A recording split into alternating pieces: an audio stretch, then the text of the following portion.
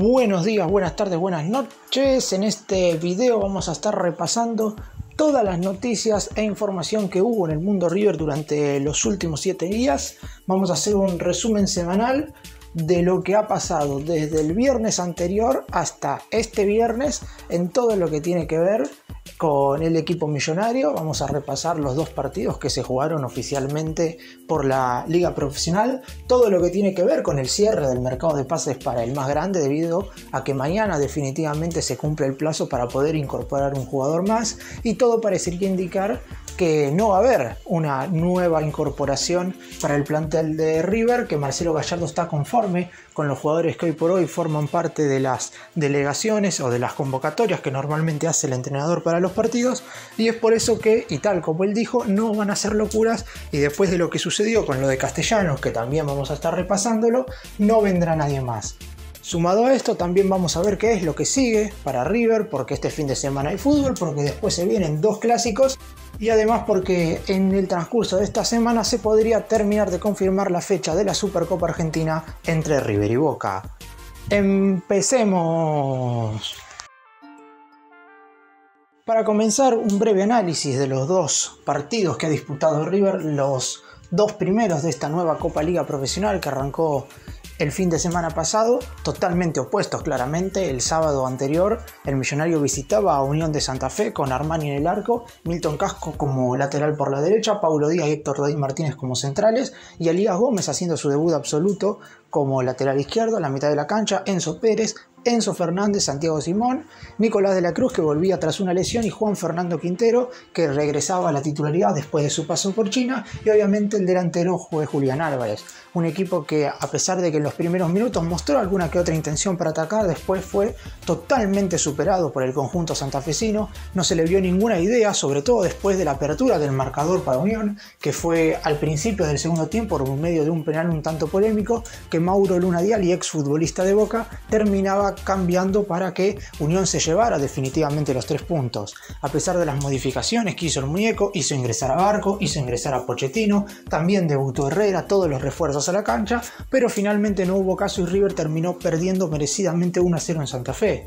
Un compromiso que dejó muchísimas dudas en lo que respecta a la creación de juego de un equipo que en el segundo tiempo prácticamente no pateó el arco, y también en cuanto al retroceso defensivo. Muchas veces los futbolistas de Unión quedaban mano a mano con los defensores de River y eso provocaba superioridad numérica para el conjunto local, que así se terminó llevando el triunfo. 4 días más tarde, el pasado miércoles, River dio vuelta a la cara y derrotó y goleó 4-1 a Patronato en el Monumental, con 3 tantos de Julián Álvarez y un gol de Juan Fernando Quintero de penal.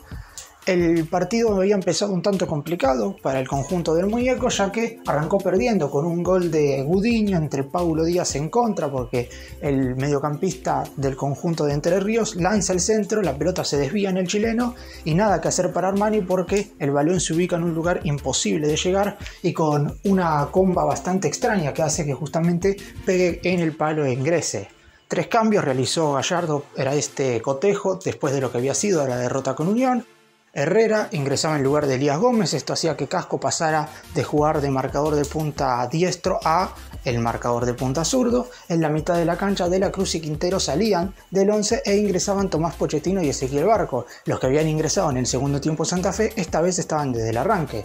Un par de minutos le costó al equipo de Gallardo acomodarse en el partido, y luego, y con un Julián Álvarez verdaderamente intratable, un nuevo hat-trick para la araña que ya es jugador del Manchester City, River lo terminó dando vuelta antes de que finalizara el primer tiempo, para que en la segunda mitad quedara únicamente el tercer gol del delantero y además el tanto de Quintero de penal, que marcaba su vuelta al gol con la banda después de prácticamente 2 años.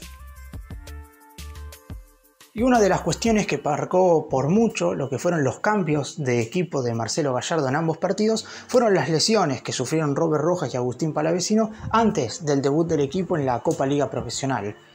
Ambos futbolistas tuvieron una semana bastante complicada, se entrenaron siempre de manera diferenciada, por lo menos hasta ayer, que fue cuando el paraguayo recibió la alta médica, y es por eso que sus lugares tuvieron que ser ocupados por otros futbolistas cuando se sabía que si estaban en verdaderamente condiciones óptimas para arrancar el torneo, ambos iban a ser titulares. Ahora me parece que cuando vuelvan a lo mejor tendrán que pelear un puesto, más allá de que obviamente por cómo terminaron el 2021 en un gran nivel, A lo mejor no les cuesta tanto volver al 11 inicial, más allá de que prácticamente estuvieron 10 días sin entrenarse con el resto de sus compañeros, y de hecho Palavecino todavía continúa de manera diferenciada, por lo menos cuando estoy haciendo este video. A lo mejor ya tiene el alta médica, como sí la tiene Rojas, pero hasta el momento todavía debe seguir entrenándose aparte. El defensor padeció una pubialgia, una lesión que suele ser molesta y crónica, por lo que si bien no sentía dolor, siempre se le impidió entrenar con normalidad. Es por eso que tuvo que bajar las cargas y obviamente en un lugar muy importante de la cancha como es el lateral derecho, ya lo hemos visto la cantidad de veces que Gallardo le gritaba a Herrera en el partido ante Patronato para que subiera todo el tiempo. Está claro que Rojas, si no estaba en buenas condiciones, no iba ni siquiera poder estar en el banco de suplentes, y así lo hizo. Vio el partido contra Unión y el partido contra Patronato junto con el resto de los lesionados a un lado del campo de juego.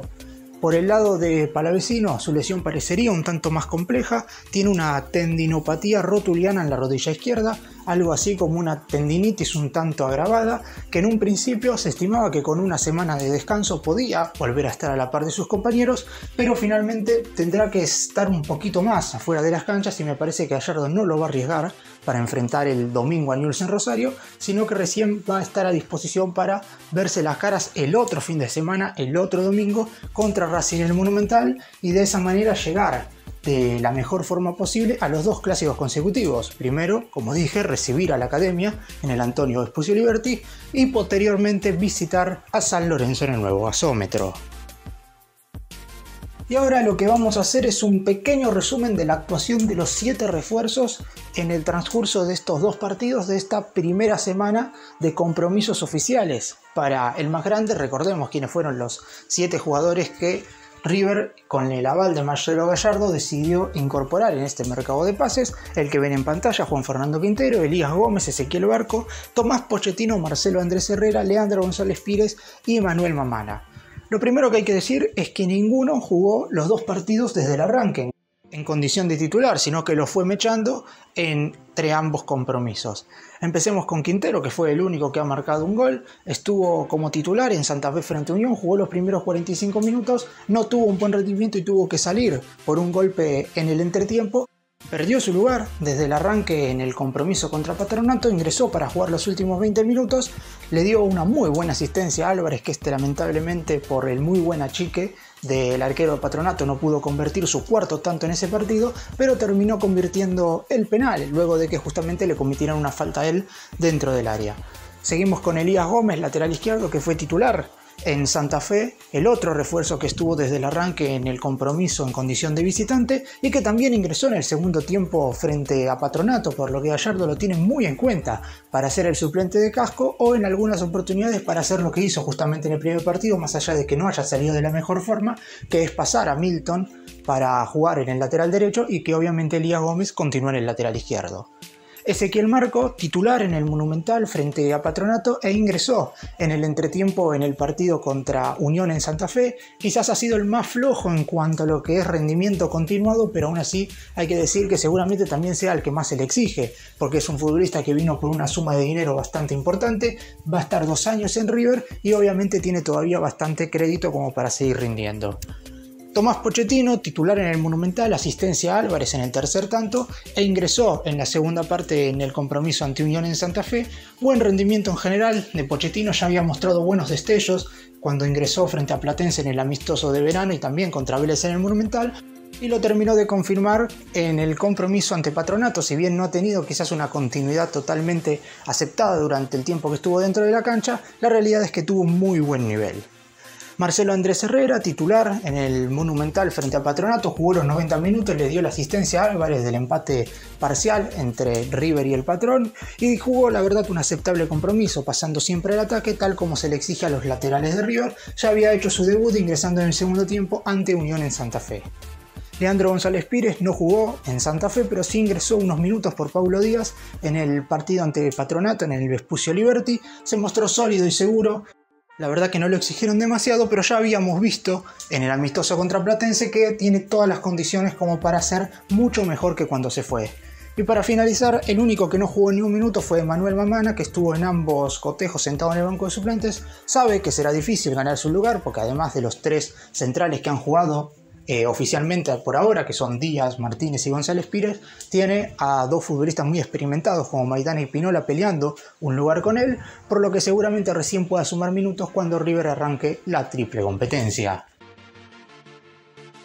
Y vamos ahora a empezar a referirnos a todos los movimientos que hubo en el mercado de pases del Millonario durante esta última semana. Para comenzar, se fue definitivamente Jorge Carrascal. Pese a ser tenido muy en cuenta por Marcelo Gallardo, la dirigencia aceptó la oferta del CSKA de Moscú de Rusia para hacerlo en primera instancia a préstamo por 6 meses hasta el 30 de junio de este año, con una obligación de compra en caso de jugar una determinada cantidad de partidos. Yendo estrictamente a los números de la negociación, el CSKA pagará un préstamo de 300.000 euros hasta la mitad de este 2022, pero con una opción de compra por el 50% del pase en 3 millones de euros que se transformará en una obligación de compra dependiendo del rendimiento del colombiano. El club de Moscú estará obligado a adquirirlo si juega 6 partidos de los 13 que quedan de la actual Liga de Rusia hasta junio de este año. Además, existe otra posibilidad de ingresos para River. Con esta venta, los rusos tienen la opción de comprar un 30% más del pase en 3 millones de euros, totalizando así una suma total de 6,3 millones de euros por el 80% del pase de Carrascal.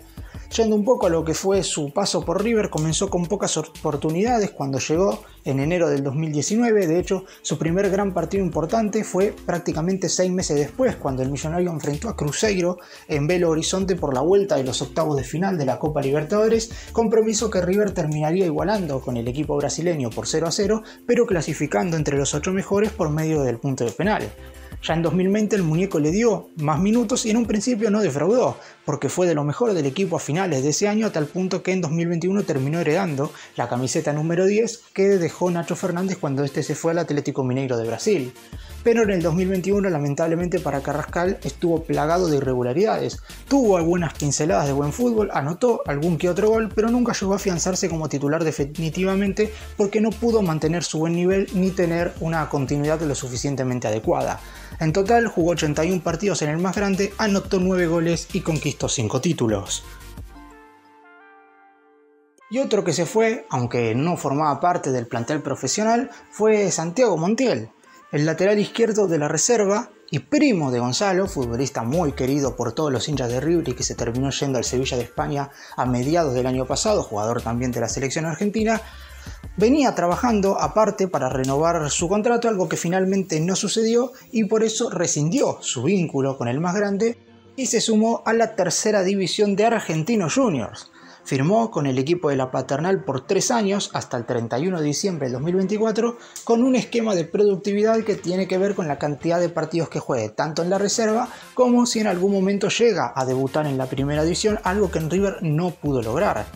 En su momento había sonado como posible refuerzo de Rosario Central. River tenía muchas ganas de cederlo para así renovaba su contrato, el cual terminaba el 30 de junio de este año, y así obviamente que gane minutos, porque el lateral izquierdo iba a estar muy ocupado. Milton Casco y Fabricio Angileri eran los marcadores de punta zurdos en el semestre anterior. Angileri no va a renovar su contrato, se va a ir libre, pero llegó Elías Gómez, y además Felipe Salomón, y hoy es el lateral izquierdo de la reserva, a quien el muñeco tiene muy pero muy en cuenta, ya que lo hizo debutar en primera división en el semestre pasado en la victoria de River 2-1 sobre Sarmiento en Junín. Más allá de que Santiago Montiel llega a Argentinos Juniors libre con el pase en su poder, y de hecho como dije no llegó a debutar en River, el Millonario se ha quedado con el derecho de quedarse con el 20% de una futura venta. Y ahora vamos a hablar de quizás la novela del mercado de pases, porque junto con lo que sucedió en su momento en enero con Fabricio Bustos, el lateral derecho que ya se fue de Independiente y que es nuevo jugador de Internacional de Porto Alegre, Valentín Castellanos y él fueron los dos futbolistas por los cuales se sabe que River hizo negociaciones concretas y no pudieron finalmente venir porque el resto de los jugadores a los cuales los dirigentes del Millonario fueron a buscar terminaron a corto, mediano o largo plazo convirtiéndose en refuerzos del más grande. En la recta final de este periodo de transferencias y a causa de la baja de Jorge Carrascal, River podía incorporar un futbolista más, pero finalmente se bajó de la negociación por el principal apuntado para ser el último refuerzo de este receso para el plantel de Marcelo Gallardo, que era nada más y nada menos que Valentín Castellanos. El delantero argentino, que actualmente limita en el New York City de los Estados Unidos, era el jugador que quería el muñeco para terminar de conformar el plantel que tendrá como máximo objetivo ganar la Copa Libertadores. Pero con el correr de los días la negociación nunca fue teniendo un buen panorama para River y la dirigencia decidió ponerle punto final a la búsqueda del atacante en cuestión.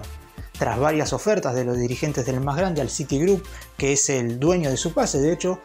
se ha mencionado que los directivos de River han llegado a ofrecer casi 12 millones de dólares por el pase del futbolista, obviamente no todo en una sola cuota, y esto fue uno de los problemas que hubo para que el futbolista pueda ponerse definitivamente la camiseta de River. Los dirigentes intentaron de todas las maneras, con préstamos, porcentajes de compra, opciones de compra y cuotas a pagar, hasta llegar a la última, que fue de una compra a saldar una primera parte al momento de la transferencia, es decir ahora, y lo restante en un mediano plazo pero de un solo pago. Sin embargo, el millonario desistió de seguir intentando convencer al grupo empresario que es dueño del New York City, que lejos está de la necesidad económica de vender a un jugador, y es por eso que la reunión que estaba pactada para este miércoles en el Monumental para terminar de acercar las posiciones de ambas partes y así llegar a un acuerdo final, se terminó suspendiendo. Pese a que Castellano siempre manifestó su deseo de jugar en River y que entre el club y el jugador estaba todo arreglado a la espera de que el City aceptara alguna de las ofertas del millonario, el destino del delantero hoy por hoy no estará ni en River ni en el fútbol argentino. Y una muy buena noticia para River es que Franco Armani renovó su contrato otra vez, es la tercera renovación de su vínculo que hace el Pulpo desde que llegó al millonario por allá en enero del 2018. El arquero firmó la renovación de su contrato, una actualización hasta el 31 de diciembre del 2024, 18 meses más de lo que se había pactado en 2021, ya que su vínculo era hasta el 30 de junio del 2023. Esto incluye una mejora salarial en reconocimiento a su performance y a sus logros deportivos dentro del campo de juego. Aunque el arquero y la dirigencia habían llegado a un acuerdo de palabra, este se selló finalmente justo en la previa del segundo encuentro de River en la Copa Liga Profesional el pasado miércoles ante Patronato en el Estadio Monumental. Armani participó de la práctica y posterior concentración en el Antonio Vespucio Liberty y aprovechó su presencia en Núñez para acercarse a las oficinas del club y sellar lo que representa una señal de cara al futuro para un arquero que había deslizado como opción un paso a Europa luego del Mundial de Qatar 2022, aunque parece que esto finalmente no se hará. Está claro, y más allá de que Gallardo haya decidido darle la cinta de capitán en primer lugar a Enzo Pérez en este 2022, que Armani es un futbolista muy pero muy importante dentro del plantel. Por eso, incluso el arquero desestimó algunos ofrecimientos internacionales en pos de seguir ligado a la institución de Núñez. 965 goles sin recibir goles por allá en el 2018, batiendo el récord de la institución, ya que superó a Amadeo Carrizo, que quedó segundo con 769, y quedando a nada del máximo récord de fútbol argentino, que pertenece a Carlos Varicio con 1075 minutos, le permitieron ingresar en la historia desde lo estadístico de los más grandes no solamente de River, sino del fútbol argentino. Aunque atajadas como las que mostró en su primer superclásico, en el de Mendoza ganando por 2-0 y siendo figura, ante Racing e Independiente y Gremio por la Copa Libertadores y también ante el mismísimo Boca en la final del 2018, le valieron un lugar como ícono y seguramente se convierta en uno de los mejores arqueros de toda la historia del fútbol argentino y también de River. Además, es una pieza clave en la selección argentina, es una fija en las convocatorias y si bien no es titular, lo más seguro es que forme parte del plantel que vaya a disputar la Copa del Mundo a fines de año en Qatar. Hablando de un futbolista del actual plantel de River, pero que no es teniendo en cuenta, Cristian Ferreira sigue sin conseguir club, por lo menos cuando estoy haciendo este video no ha firmado con nadie y es muy probable que pueda quedar colgado, por lo menos hasta mitad de año. El volante declinó en los últimos días, durante el transcurso de esta semana, un ofrecimiento de la Liga de Quito de Ecuador y se encuentra a la espera de otras propuestas del exterior que lo seduzcan. Todavía hay mercados abiertos, como por ejemplo el de los Estados Unidos, y seguramente esté esperando un ofrecimiento lo suficientemente aceptable como para justamente aprovecharlo y que River lo deje salir. Durante el último mercado de pases, River resolvió justamente la salida, ya sea préstamo o transferidos, de todos los jugadores que no iban a contar con minutos en este semestre, salvo justamente de Cristian Ferreira. El mediocampista regresó de su préstamo en Colón, en el cual estuvo durante todo el 2021, y desde entonces está entrenándose en el River Camp a la espera de conseguir club para poder continuar su carrera.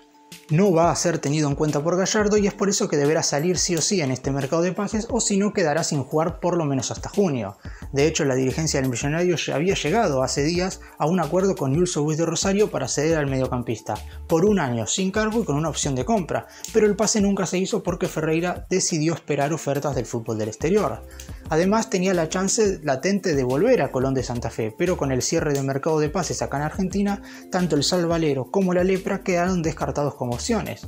Ahí es donde apareció la Liga de Quito de Ecuador, que hizo una propuesta formal por el cordobés para llevárselo a préstamo con cargo, pero en las últimas horas también el representante del jugador declinó dicho ofrecimiento y por ahora su futuro es incierto.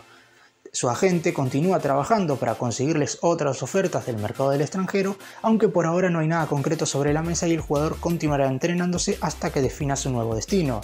La buena noticia es que esto no va a jugarle en contra de River porque el futbolista tiene contrato con la institución de Núñez hasta el 31 de diciembre del 2023 por poco menos de 2 años más. Esto significa que no tendría ningún problema en quedar colgado porque River podría negociarlo a mitad o a finales de este 2022.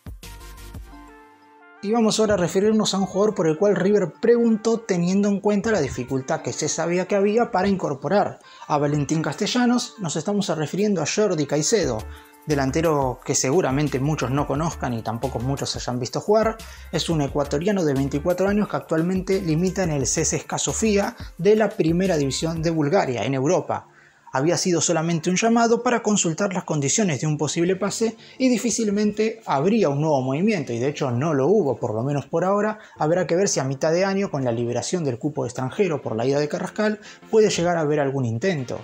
Más allá de la intención que podría tener River de contratarlo, desde el club búlgaro le respondieron que Caicedo solamente saldría por una venta y su cotización era de alrededor de 5 millones de euros. Si bien River estaba aceptando ofrecer cerca del doble por Valentín Castellanos, la realidad es que no estaba dispuesto a poner esa cantidad. Si traspasamos euros a dólares serían alrededor de 6 o 6 millones y medio de la moneda americana, y obviamente River no estaba dispuesto a pagar ese dinero por este atacante que habitualmente es convocado a la selección de Ecuador por Gustavo Alfaro.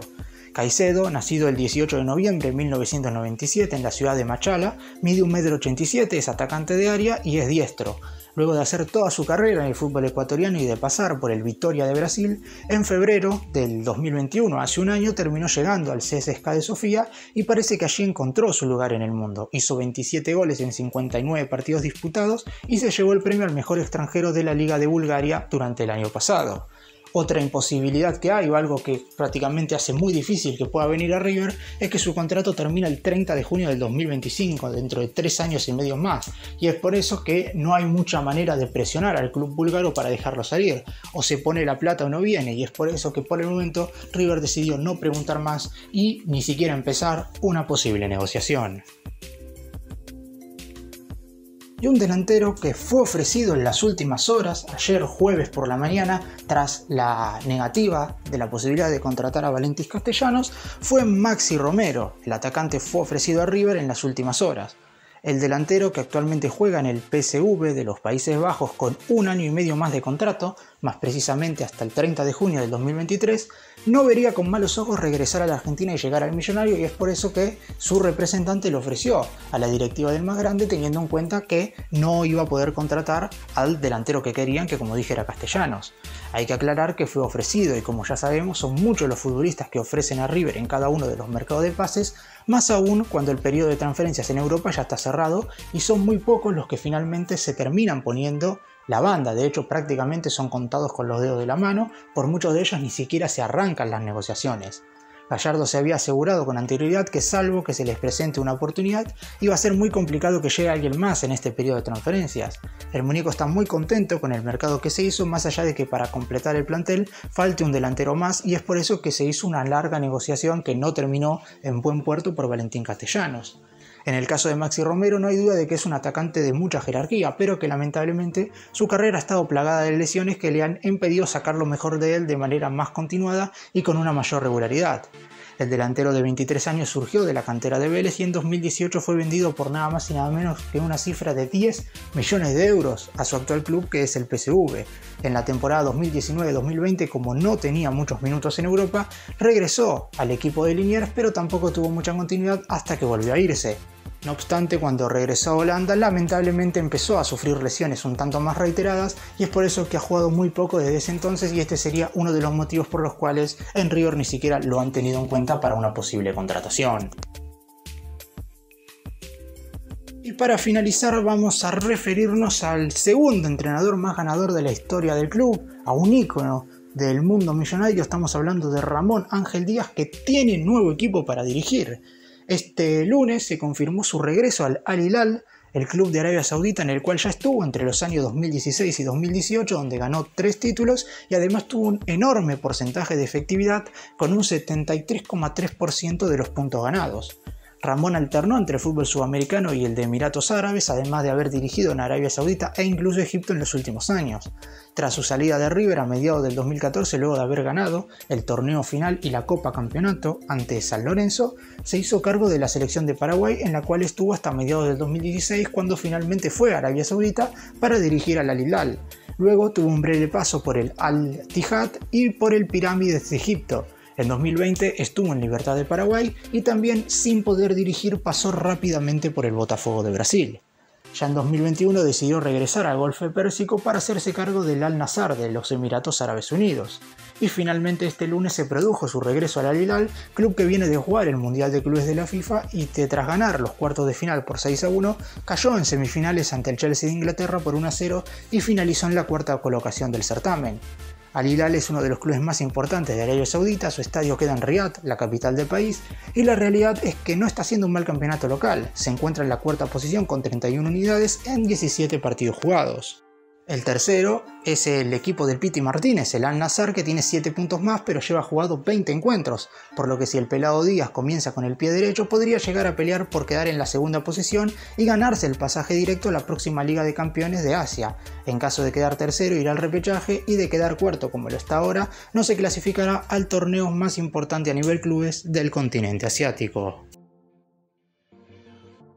Estas fueron todas las noticias que surgieron en el mundo River durante esta última semana. El próximo domingo desde las 21:30 horas el Millonario estará visitando a Newell's Old Boys en Rosario en búsqueda de seguir sumando puntos en el actual torneo. Recordemos que clasifican los 4 mejores de cada zona. River, con un partido ganado y otro perdido, todavía no se ubica en esas 4 posiciones para clasificar a los cuartos de final, pero está claro que de conseguir un par de triunfos consecutivamente va a hacerlo sin ningún problema. Después, como dije, de enfrentar a Newell's, tendrá que verse las caras con Racing en el Monumental y frente a San Lorenzo en condición de visitante, y además es muy probable que durante el transcurso de la próxima semana se oficialice la fecha entre River y Boca por la Supercopa Argentina, que sería a mediados de marzo, antes de la doble fecha FIFA de eliminatorias. Cuando se haga eso seguramente haga un video en el canal, que además esa fecha podría estar cerca del mismo Superclásico que River y Boca enfrentarán por el torneo local por la fecha 7. Todo esto tendrá que afrontar el equipo del muñeco antes que en la primera semana de abril inicie la fase de grupos de la Copa Libertadores.